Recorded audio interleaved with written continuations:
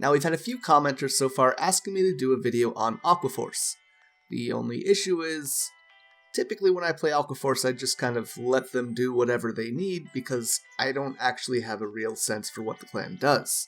I know it attacks multiple times, and I know most of their cards either stand or cause other things to stand, but to be honest, the cards look so damn similar. They're all just marine units that stand, and some lose power and some hit you for a million, and it's a lot of effort to try and keep up with. So today we're going to be looking at the Aqua Force clan in depth, and hopefully I can give both you and myself a better understanding of how the deck works. So with that being said, let's get into it. Starting off with the grade 1s, we have Battle Siren DOROTHEA. This card has the ability that you can counterblast 2 and give one of your other units plus 8,000 power. So that's trash. The clan has a lot of abilities that rely on counterblasting, and you get a lot more utility out of their abilities as opposed to just giving one unit a little bit of power for one turn. So don't use this card. 1 star. Next up we have Battle Siren IMELDA. This is your grade 1 Sentinel unit, and to be honest, Aqua Force has a lot of powerful grade 1 units, and this is just never going to make the cut. You're going to be running the draw anyways because you don't want to run out of resources, and honestly, this just isn't going to fit into the clan. Again, 1 star, don't play it. Next up we have an upcoming promo, and that is Battle Siren PARTHENIA. This card has the ability that once per turn, when your unit's attack hits a Vanguard, if it's the first or second battle of that turn, counterblast 1 and choose one of your opponent's rearguards to retire. So this is directed removal, which is always very powerful, and it works really well with MAELSTROM, who needs to have the 3rd or 4th battle hit. With these two both on the field, your opponent has to choose whether they'd rather lose a unit on their field or have MAELSTROM stand, which applies a ton of pressure. And because of that, this card's getting a 5 star. Following her, we have Battle Siren VIVIANA, which has the ability that when the attack that this unit boosted hits a Vanguard, if it's the 3rd or more battle of the turn, put this unit into Soul, draw a card, and give one of your units plus 3,000 power. Draw is extremely useful in this deck, and on top of that you're giving another unit 3,000 power, which allows multiple attacks to hit. And a third benefit to this is that you're going to be adding to your Soul, which allows other cards to go off, which is really good. So all in all, this card gets a 4 stars, it's great utility, it gives a power boost, and it allows other cards to go off. Run this, it's super good. Next up we have Battle Siren NEFERLI, and it has the ability that when your Vanguard's attack hits, if this unit is in your front row, you can discard a card and stand it. So it's kind of cool because it allows you to add a little bit more pressure, but you're putting this in your front row, which isn't fantastic, and your Vanguard needs to hit, which isn't going to happen often. So 2 stars, it can be cool for some combos, but it's just not going to happen often, and you're discarding a card, which is bad. On to INFLUENT DAGGER. This card has the ability that when your unit attacks a Vanguard, if it's the 3rd battle of the turn or more, this unit gets plus 3,000 power until the end of turn. So it's a pretty cool card, and I'm going to give it 4 stars. You should probably run it. It's pretty regularly a 10k booster, which is pretty useful in the deck. Next up we have Light Signals Penguin Soldier, which has 2 abilities, the first of which is an Act, where you can rest this unit and give one of your units in the same column plus 5,000 power until the end of the turn. Now you might look at that and say, why would you give 5 instead of 8? Well, a lot of cards stand in this clan, so if you give 5,000 power 2 or 3 times to the same unit as it applies till the end of the turn, that's pretty solid. It also has the ability that when your other unit attacks, if this is the 4th battle of that turn, you can retire this unit and countercharge 1.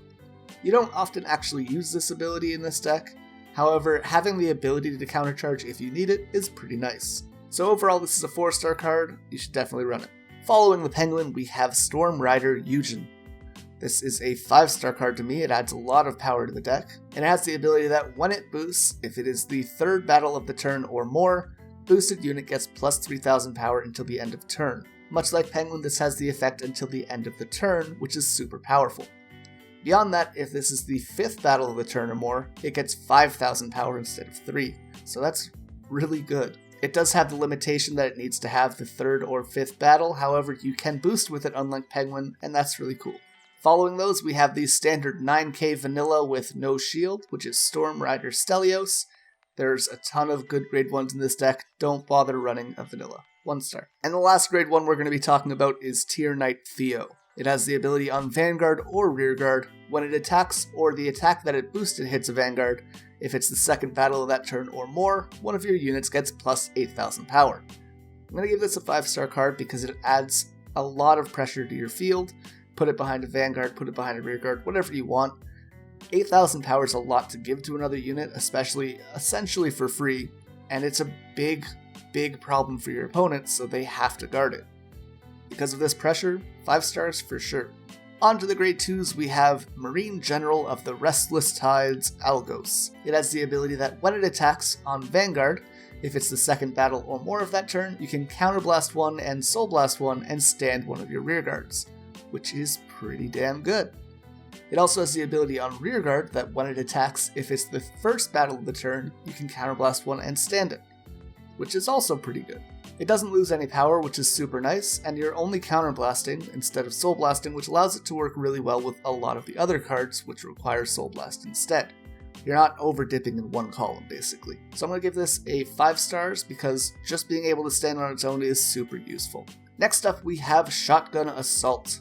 When it attacks Vanguard, if it's the third battle or more for that turn, you can Soul Blast 1 and give it plus 8,000 power until the end of that battle. This is pretty powerful as it allows you to hit some big numbers against Protect just on its own. And if you give it the 10k booster, you're swinging for 27,000 on Rearguard, or you could just put it on an Excel circle and do the same. Overall, I'm going to say this is a 4-star card, it's pretty powerful, and you should consider running it. Following Shotgun Assault, we have Storm Rider BASIL. This card has the ability that when on Rearguard, when it attacks a Vanguard, if it's the third battle or more for that turn, Counterblast 1, and this unit gets plus 5,000 till the end of that battle. If it's the fourth battle of that turn or more, it gets plus 10,000 instead. So I like to run Shotgun Assault instead of BASIL because I can use a single Soul Blast instead of double dipping on the counterblasts as I mentioned before.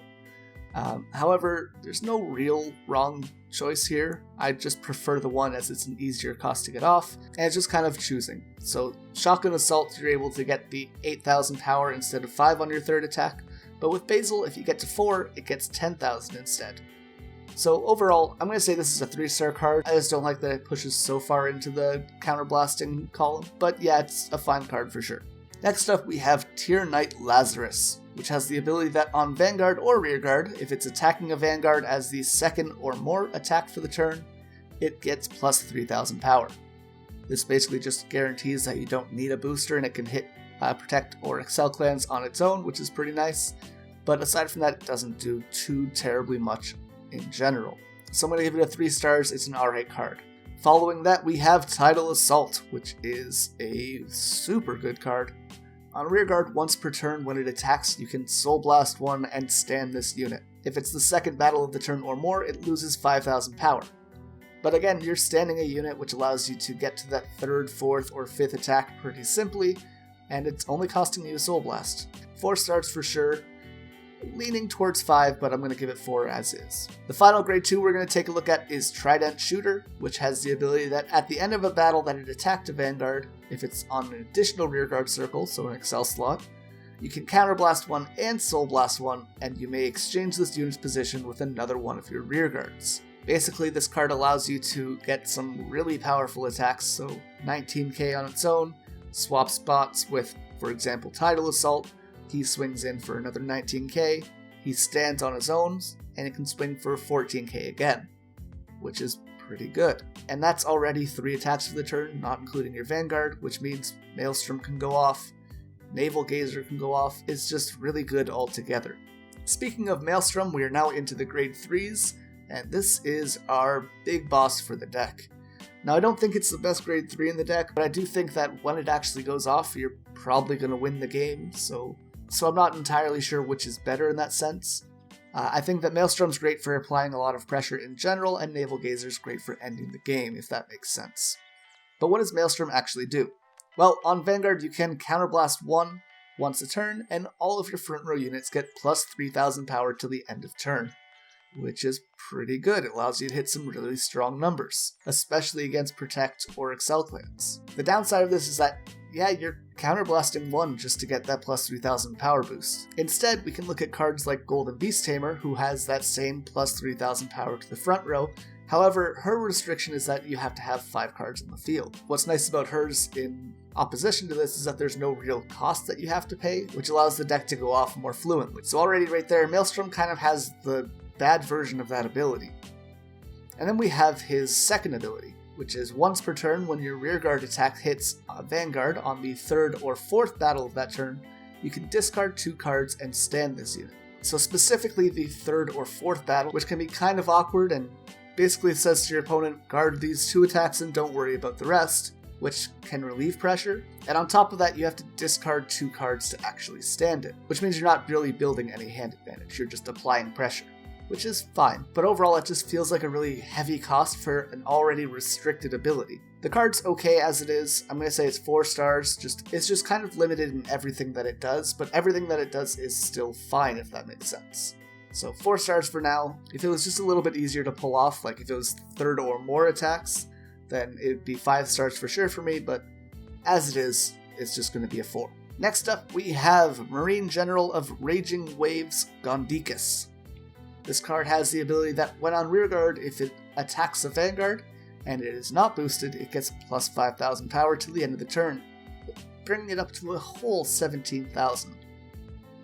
So it's a bad card, don't run it. You don't need to do that. There's a lot of really powerful grade 3s in this clan. This is not one of them. Speaking of powerful grade 3s, we have NAVALGAZER Dragon. Typically, a lot of people either choose between running a strictly NAVALGAZER or strictly Maelstrom build, however, I like to mix the two together. So NAVALGAZER has the ability that when it attacks, if it's the 3rd battle or more for a turn, you can counterblast 1 and stand one of your rearguards. That unit then gets plus 10,000 power until the end of that battle, which is pretty solid actually. This means that units that are on your Excel circle can attack for a 10,000 power boost, get stood with NAVALGAZER, and then swing for a 20,000 power boost. And if they happen to be cards like TIDAL Assault, for example, you can stand them again, and yeah, they're still losing 5,000 power, but overall they're still up 10 because of the Excel circle, which is insanely powerful. So for sure this is a powerful card, it's a great finisher, and I'm going to give it a 5 stars without question. Now the grade 3 that I personally like, but some people don't get behind, is RIPTIDE Dragon. This card has the continuous ability that it can't attack unless it's the 4th or more battle for a turn, which kind of can be a difficult thing to get off sometimes, but the deck is revolving around that, so it's not too big of a problem. It also has the ability, though, that when it attacks, it gets plus 20,000 power until the end of that battle. So what you can do is have this attack as your 4th attack on your Excel circle, have the swing for 42,000 power, attack with NAVALGAZER, and then stand this again and have it swing for 52,000 power. That's a lot that they have to deal with. Just for this card, they're going to have to put up like 80 or 90k guard if you don't hit any triggers. That's insane for people to deal with, especially if they're already being held up against the wall because you've been beating them down all game. So I really like RIPTIDE Dragon, even if it can't attack until the 4th battle. Overall, I think it's super strong, and I'm going to give it a 4 stars because of that. And the final grade 3 that we're going to take a look at is Storm Rider Diamantes. This card has the ability that when on Vanguard or Rearguard, if it attacks and it's the 1st battle of that turn, this unit gets plus 3,000 power, which is pretty okay. It's nothing to write home about, but it allows it to hit any Vanguard in the game right now. It also has the ability that once per turn when it attacks on Rearguard, if it is the 3rd battle or more for the turn, you can counterblast 1, discard a card from your hand and stand it, and give it minus 3,000 power. Again, you're discarding a card from your hand to stand it, and you are losing a little bit of power, but overall that's fine. So when you think about it, with the ideal turn for this card, let's say you have it on Excel Circle, it swings for 25,000 for your 1st attack, attack with NAVALGAZER as the 3rd attack, and stand this unit. It attacks again for now 35,000, and then you can discard 1 and counterblast 1 to stand it, and it can attack again for 19,000. Again, it's a lot to deal with, and it kind of feels almost like RIPTIDE Dragon where you're applying tons of pressure.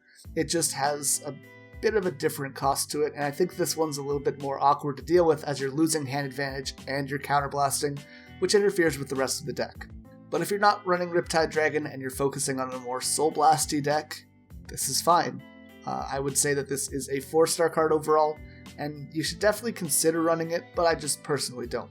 Now for what most of you have been waiting for, the actual deck list. I'll have it on screen as I kind of talk about what the deck does well, what it does poorly against. But yeah, in my list I run both NAVALGAZER and MAELSTROM, as well as RIPTIDE on the side. So the deck is obviously a super aggressive deck that hits multiple times and can really push your opponent into a corner. What it struggles with is long games and games against decks that can remove your units. If you don't have anything on the field, you constantly have to drop your hand, as all of your cards need to be the 3rd or 4th ability to go off, and that can be rough and put you in a really awkward spot. What this deck also struggles against is, well, the Excel problem. Did my opponent hit a defensive trigger? Cool, I pass my turn because there's nothing else I can do. That also really sucks. But in general, if the deck is going really well and for whatever reason they're unlucky with their triggers, they're going to have a really shit time dealing with this deck.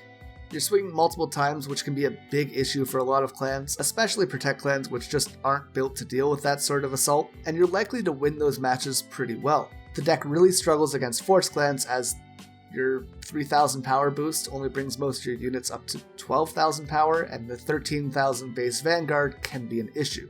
So the deck is very powerful in some regards, however there's a lot of things that can go wrong in playing the deck, and a lot of opponents can really force you into a bad spot. And because of that, the deck doesn't tend to perform super well, but it can totally just high roll and dominate the competition, and it's done so several times. Some big tips for playing against Aqua Force: deny them counterblast when you can and attack their rear guards. It forces them to, like I said, replenish their field from hand, and a lot of their abilities just can't go off if they can't counterblast. And they only have so much soul, so they're gonna run out of that too. All in all, the deck is super fun to play, and I would definitely give it a shot if you get the chance. With all that being said though, that's pretty much everything that you need to know about Aqua Force as of right now. I do want to thank Decimus for donating on Patreon as always. If you'd like to support the channel, be sure to click the link in the description down below.